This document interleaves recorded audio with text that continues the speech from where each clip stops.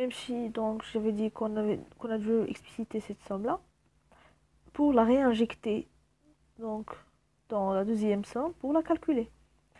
Alors maintenant qu'on est là, on l'a calculée, et donc elle converge quand? Donc cette somme-là, cette série, le deuxième critère va nous donner, c'est une série de Riemann. Alpha moins 1 ne dépend pas de i, et donc ici on va avoir la somme, i déjà, il n'existe pas de i, parce qu'on avait remplacé le i avec donc le oui, donc ici on va réécrire cela donc pour réapparaître le i.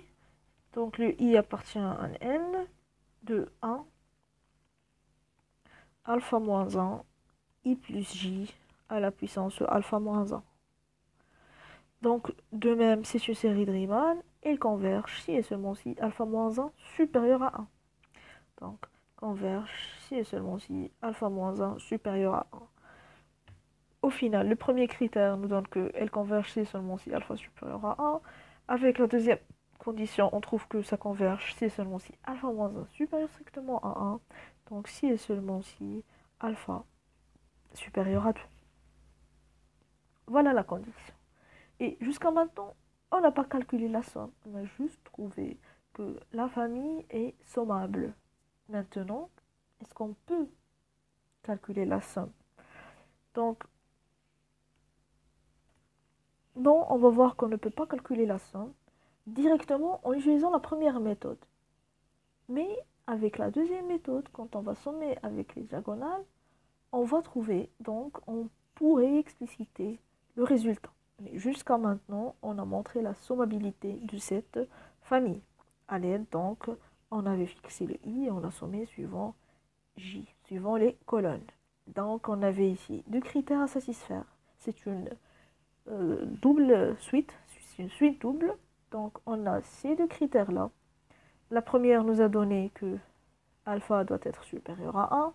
On a calculé cette série à l'aide d'un changement variable et on a trouvé que on était face au reste donc d'une série et on travaille avec les termes positifs et donc on a trouvé un équivalent et on a pu donc expliciter donc cette somme là.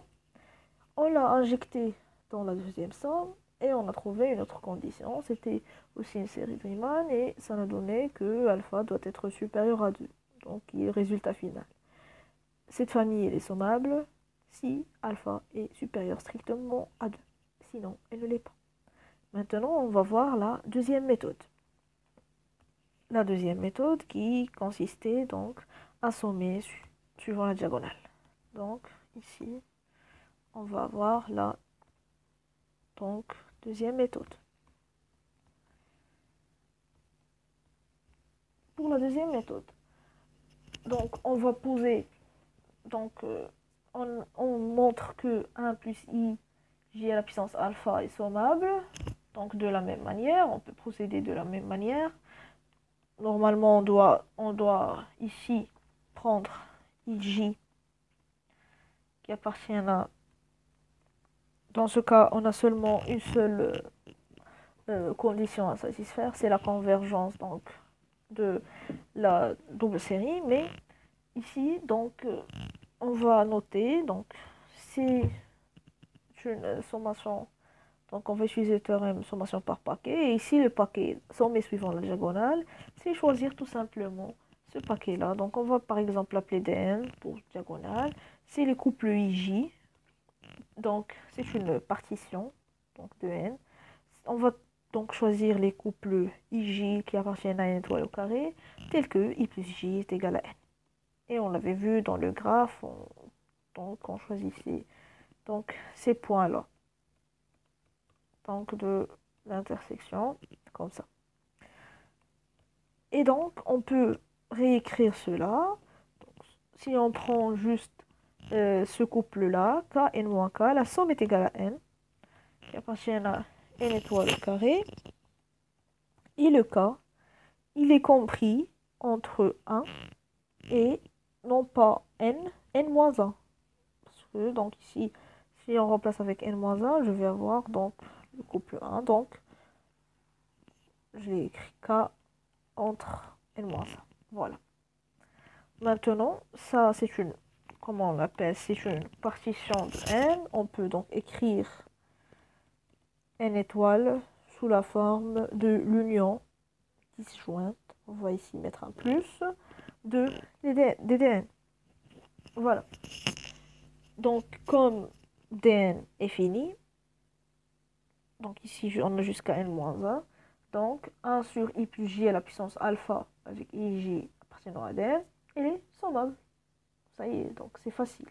Maintenant, on doit montrer que donc la convergence. On a donc sigma avec la somme ij qui appartient à dn, 1 sur i plus j à la puissance alpha, c'est tout simplement le cas de 1 jusqu'à n-1 de 1 sur n à la puissance alpha. Est-ce qu'on peut calculer? C'est une somme qui est donc normale, donc on peut calculer 1 sur n à la puissance alpha. Donc on n'a pas de k, on n'a rien, donc c'est tout simplement n-1 sur n à la puissance alpha. On a calculé cette somme, on va l'injecter. N'oublions pas ce qu'on veut montrer. La condition était de montrer de k égale à... Donc on montre ici cette partie du cours. En termes de rappel, on travaille dans la troisième condition. Donc la somme de n appartenant à n, donc de cette somme qui est finie. Cette somme, donc c'est juste donc, de k égale à 0 jusqu'à n, u, k, n-1 qui convergent. Ça, c'est toujours convergent. On avait expliqué dans le cours que c'est convergent parce que c'est fini. Donc, toute famille finie est sommable. Et donc, ça, c'est convergent. Et donc, on a juste une seule condition. Maintenant, on va montrer que cette somme, elle converge. On était ici, donc on travaillait avec la somme de la somme qui converge. On a calculé la première somme. C'est une somme qui est finie, donc on l'a explicité. C'est n-1 sur n à la puissance alpha. Maintenant, on va calculer la somme de n. Ici, on va choisir n qui est supérieur ou égal à 2 parce que